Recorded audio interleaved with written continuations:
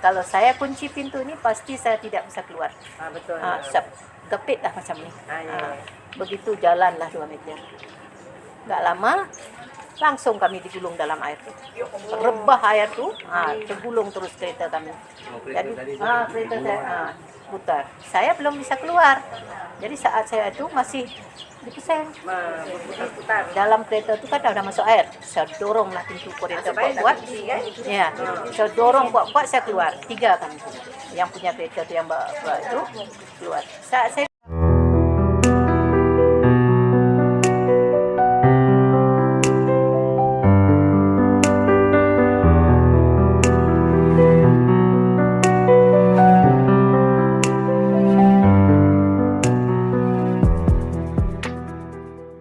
Hari di Banda Aceh bang? 4. 4, oh Sabang lagi ya? Ya, udah 4 hari. Ayo kita sini. Yuk, tengok bot. Ini botnya yang tersangkut sewaktu tsunami guys. Lihat botnya tuh ada di pertengahan kampung. Tuh. Ada di pertengahan kampung.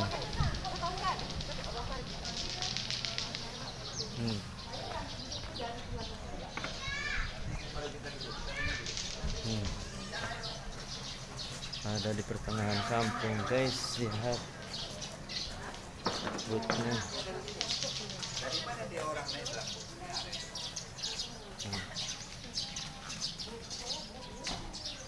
Botnya.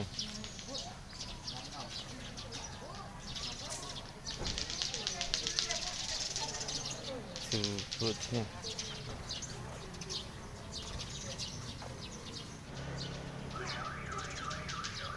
Botnya guys. Sampai sini guys botnya.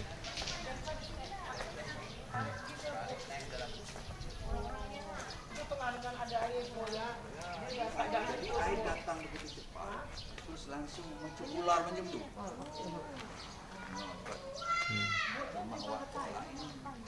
Oh ini orangnya ada.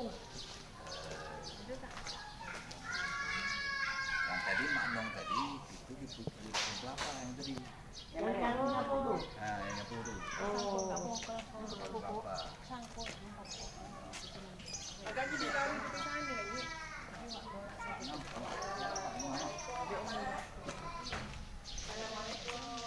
Pak, kapalnya bukan kecil, besar.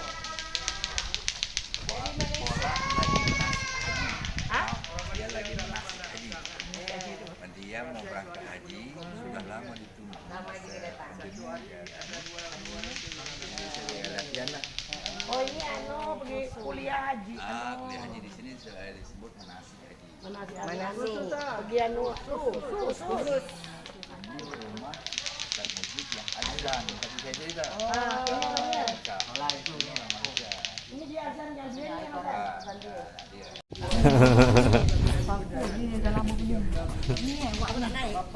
Tolong susah tuh, dah berlapuk, ngeri. Jangan sudah tsunami, kalau sudah tsunami orang-orang sini sudah salah sekarang sudah.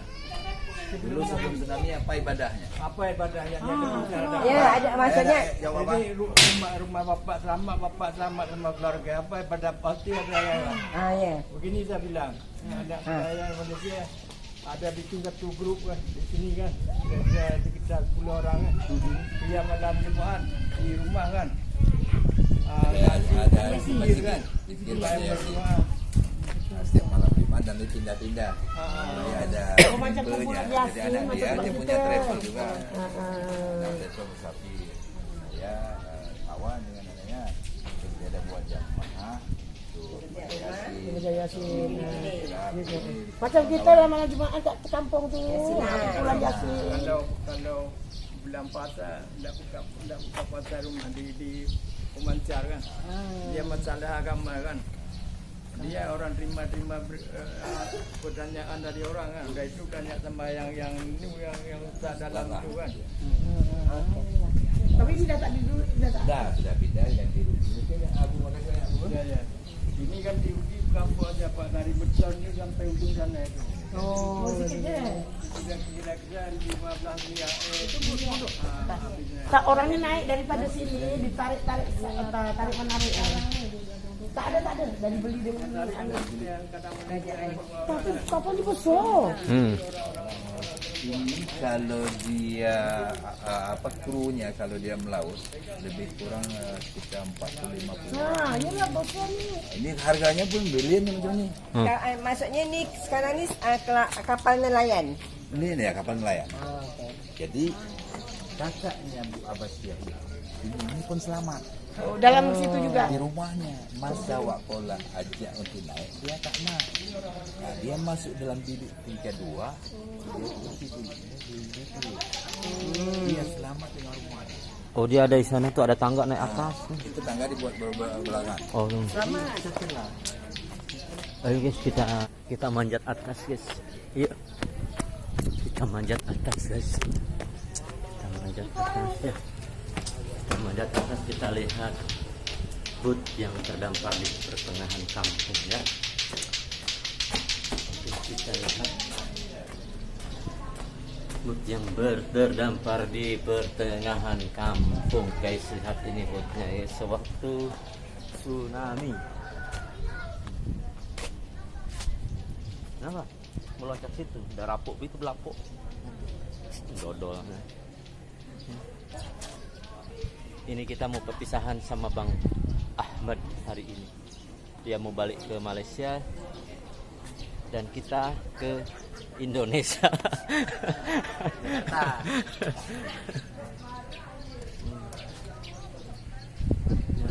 Guys, lihat ini bot yang terdampar di perkampungan ya. Ini tingginya entah berapa meter kan?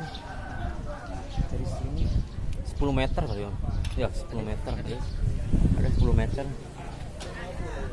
Ini kita naik atas dulu. Ngeri. Ngeri aku.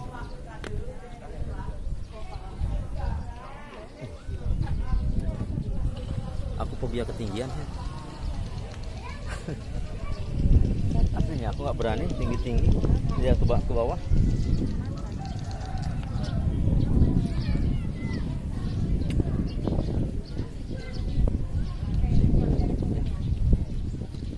Oh, yang lain masih di bawah. Dari situ. Hah? Situ. Cerita apa? Enggak, turun. Yuk. Kita turun guys.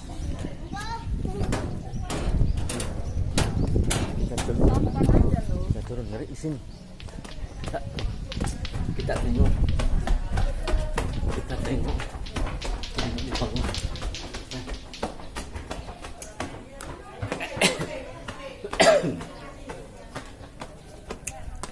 Kita tengok di sini ada cerita. Cerita apakah di sini? Ada cerita. Halo Bang Ju. Bang. Sudah lihat sampai ke atas? Sudah. Tapi ngeri juga soalnya fobia ketinggian aku. Hah? Ngeri. Nggak apa-apa, itu buat foto. Semoga kita bisa ketemu lagi ya Bang ya. Ya, mudah-mudahan kita bisa ketemu lagi, panjang umur, ada rezeki. Tahu ada sahabat-sahabat muka aja. Amin. Oke ya.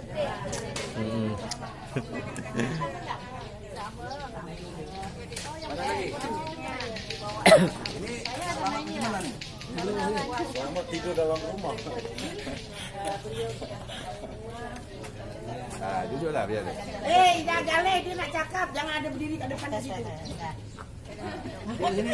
Jangan ditanya sendiri-sendiri, kita nak dengar. Ladies first. Ladies and gentlemen. Ya, kita mulai. Kamera siap. Kamera siap, mulai. Tinggi. Ya, ini masuk ke YouTube.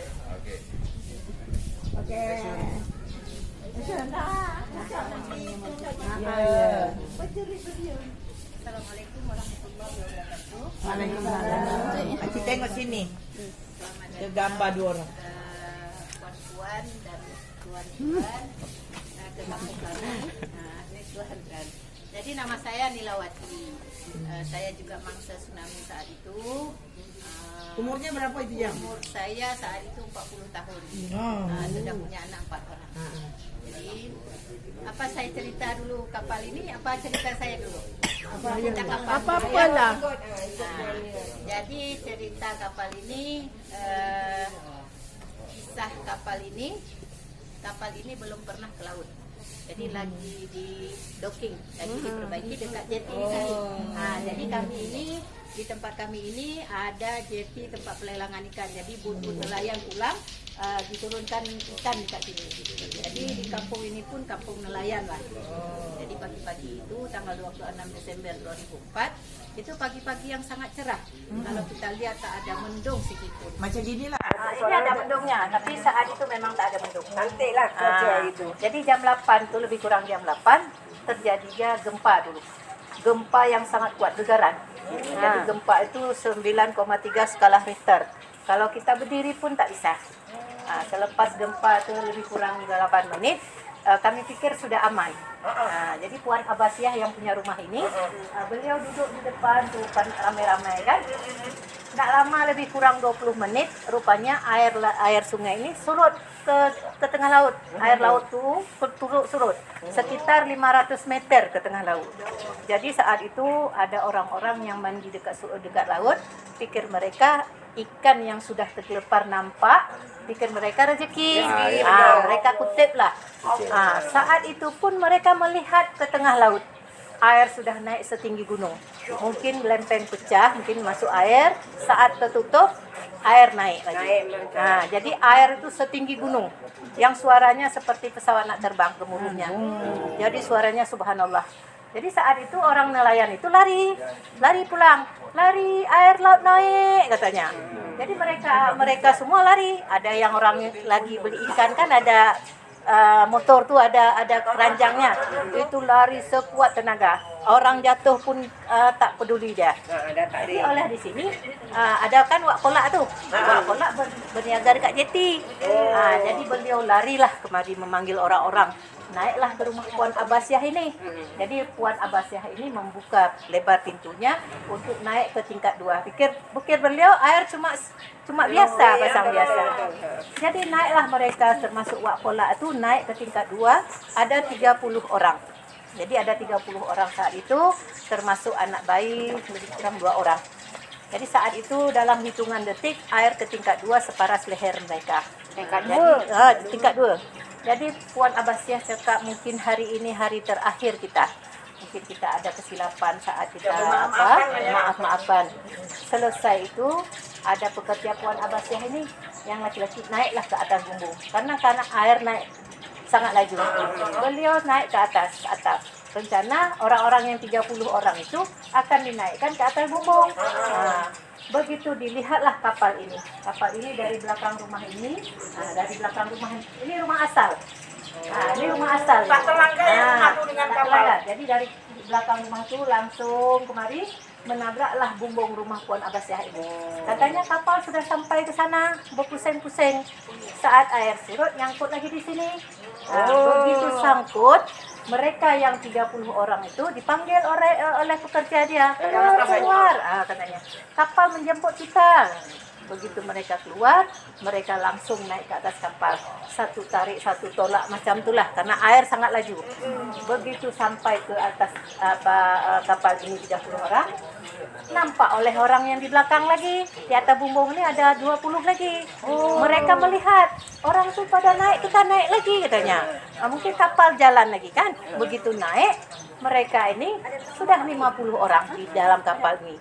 Saat air surut, mereka bantu lagi 9 orang lagi. Jadi selamatlah di atas kapal ini 59 orang, termasuklah wak kolak.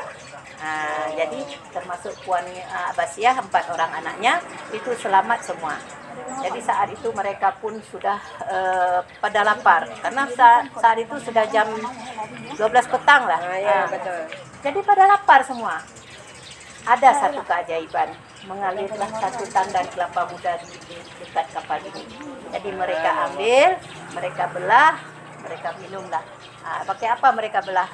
karena kapal ini belum pernah ke laut, lagi dibaiki. Saat itu kan Tak ada ada alat-alat apa-apa. tukang, Tak ada apa-apa. alat-alat tukang. Mereka ambil kapak atau barang yang ada dekat situ.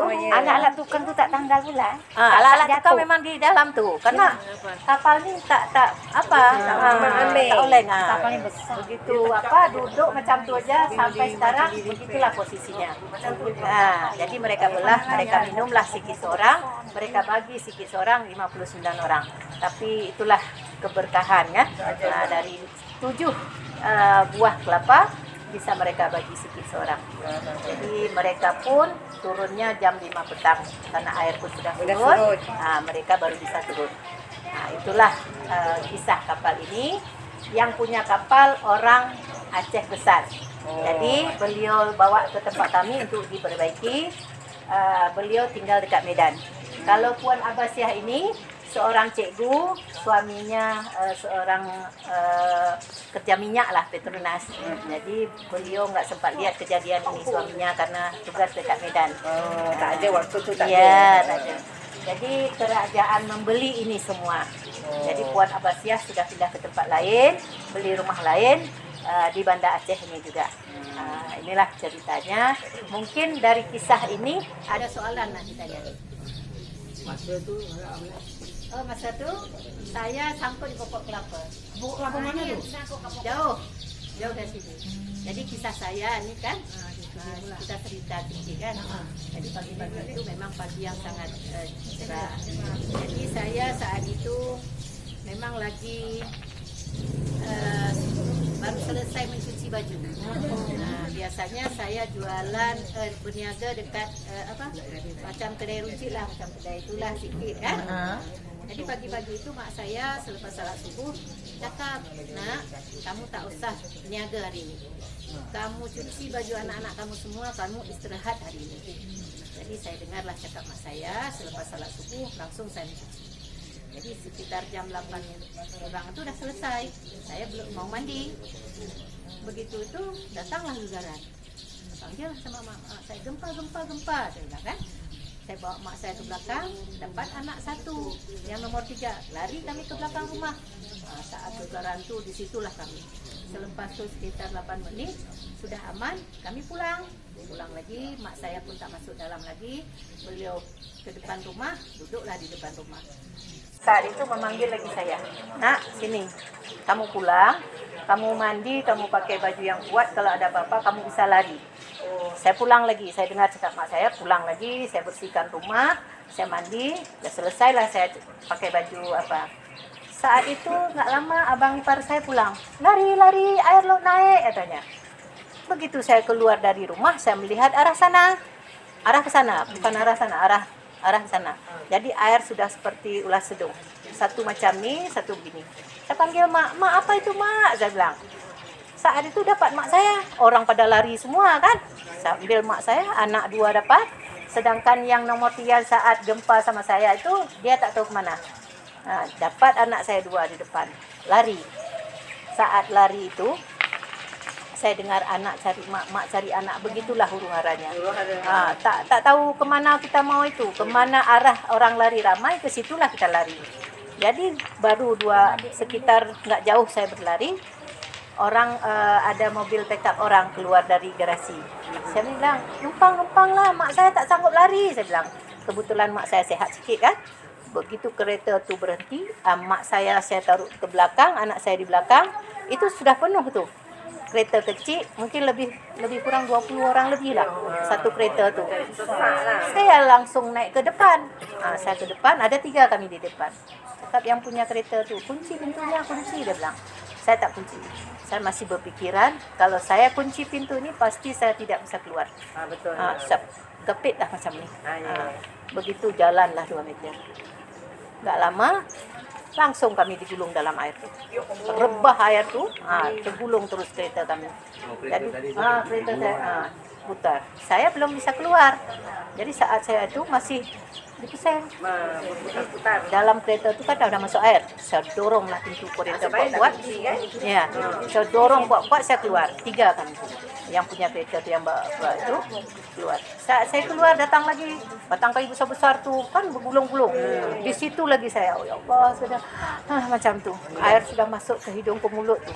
Jadi saya pasrah saat itu. Ya Allah, kalau memang hari ini saya meninggal, ya Allah saya pasrah. Bisikan hati saya, baca syahadat. Walaupun tak baca pakai mulut, pakai hati. Selepas saya baca syahadat itulah saya terangkat ke permukaan air. Begitu saya timbul di permukaan air, nampak langit. Nampak daun kelapa kering. Saya tarik daun kelapa kering itu. Begitu saya tarik, datang gelombang lagi. Berputar lagi di pokok kelapa itu. Enggak lama muncul anak saya yang saya bawa lari 2 orang tuh di depan saya lagi. Ya Allah, anak saya, ya Allah. Saya bilang, pegang pohon kelapa nak. Dapatlah batangnya, disitulah kami berpelukan. Jadi mak tak tahu kemana. Jadi berpelukan, ada beberapa orang lagi, lebih kurang 10 orang, termasuk anak bayi dekat pokok kelapa itu satu. Jadi yang mak bayi itu, dia minta tolong mas saya, tolong kak, saya bilang kan, sama-sama kita, saya bilang, saya angkat anak kamu pegang pokok kelapa satu tangan, saya angkat anak kamu, kuatkan gendongan, saya bilang. Disitulah kami berpelukan. Satu pokok kelapa. Satu pokok kelapa. Jadi berpelukan gitu. Saat air surut, kami turun sikit. Turun sikit tu kan. Tak jauh. Batang kelapa tu sudah tertimbun sama sampah-sampah, sama batu-batu seperti tangga. Disitulah kami berpijak sikit seorang hingga pukul 3 petang. Lebih kuranglah pukul 3. Jadi pada lapar. Di saat itu kami cuma bisa berdoa kepada Allah. Itu aja. Jadi anak saya kan laki. Nak azan saya bilang, azan terus, jangan berhenti saya. Karena getaran tuh selalu beruntun. Begitu nggak lama itu anak saya tuh yang bungsu tuh udah ininya sudah biru. Ya Allah, selamatkanlah anak saya, ya Allah, kan? Karena saya melihat orang yang di batang kayu lain ada anak bayi sudah meninggal di tangan mamanya. Tapi maksudnya mau turun dia pun tak bisa. Karena dia duduk di dahan. Gendong anaknya, perempuan. Jadi lebih kurang sampai jam 3, alhamdulillah suami saya selamat. Jadi suami saya selamat. Beliau saat lari itu, beliau tak pikir anak istri katanya. Tak pikir apa-apa. Hanya diri dia sendiri dia pikir. Jadi beliau sempat dalam air juga, tergulung dalam air. Saat itu beliau pun sekarat lah. Tapi terdengar seorang budak minta tolong. Jadi saat di depan dia diambil, ditaruhlah di pundak beliau. Budak umur pun tak salah saya 6 tahun lah. Saat itu budak sama suami saya masuk lagi, tenggelam dalam air lagi, ditimbunlah. Tetap dengan budak tu. Timbun lagi dalam apa? Jadi berdoa lagi beliau. Dia buka sampah dan naik ke atas. Jadi sempat beliau duduk di atas sampah-sampah. Jadi sampah itu tertahan sama rumah sekolah di tingkat 2. Jadi beliau sempat naik ke atas tingkat 2 bersama budak itu. Saat di atas bumbung, budak itulah mengingatkan suami saya. Saat itu dia tak fikir apa-apa. Atuk, mungkin ayah dan mak saya tak ada lagi. Boleh saya ikut atuk, kata dia. Saat itulah suami saya tergetar hatinya. Ya Allah, macam mana anak istri saya ya. Jadi beliau pun duduk di situ lama. Sambil duduk di atas, beliau menolong orang-orang naik ke atas bumbung. Tak lama budak itu pun jumpa sama adik mamanya. Jadi diserahkan budak itu sama adik mamanya karena suami saya saat itu mau turun mencari saya. Saat beliau turun, budak itu pun cakap, "Tuh, hati-hati ya," katanya. Jadi kamu pun sudah sama bibi kamu, saya turun nak cari anak istri. Begitu beliau turun jalan sikit-sikit, sekitar 30 menit, anak saya yang di pokok kelapa tu yang bungsu, melihatlah ayahnya. "Ma, ayah, mak," dia bilang. Dia panggil. ayah, dia panggil beberapa kali. Di atas pokok kelapa tu dia nampak ayah dia. Nampak ayah. Allah Jadi tak nampak begitu yang atas. dia dengar, suami saya mendengar, ini tak asing lah suara, ini pasti suara anak saya katanya. Dia panggil beberapa kali, saya lambai tangan. Begitu saya lambai tangan, beliau melihatlah kami berpelukan di pokok kelapa, langsung beliau sujud dalam air. Ya Allah, mungkin dengan menolong seorang anak budak kecil, maka Allah menyelamatkan 3 orang keluarga dia. Jadi beliaulah saat itu yang menurunkan kami dari pokok kelapa. Mungkin ininya mak saya pun tak jumpa lagi. Mak saya tak jumpa lagi. Anak saya yang bungsu, yang nomor 3 pun yang saat gempa bersama saya pun tak jumpa lagi. Jadi mungkin inilah titipan Allah pada saya, sudah diambil kembali. Saya pun mengikhlaskannya. Mudah-mudahan orang-orang yang sudah meninggal dalam tsunami itu diterima di sisi Allah. Amin. Sahid ya. Sahid. Ini aja, puan-puan. Nak tanya? Budak yang halus ini yang Itu diambil sama adik mamanya. Sekarang tapi tak jumpa lagi sampai sekarang. Makanya suami saya buat buku. Mungkin budak itu pun masih hidup. Dia mungkin kalau terbaca.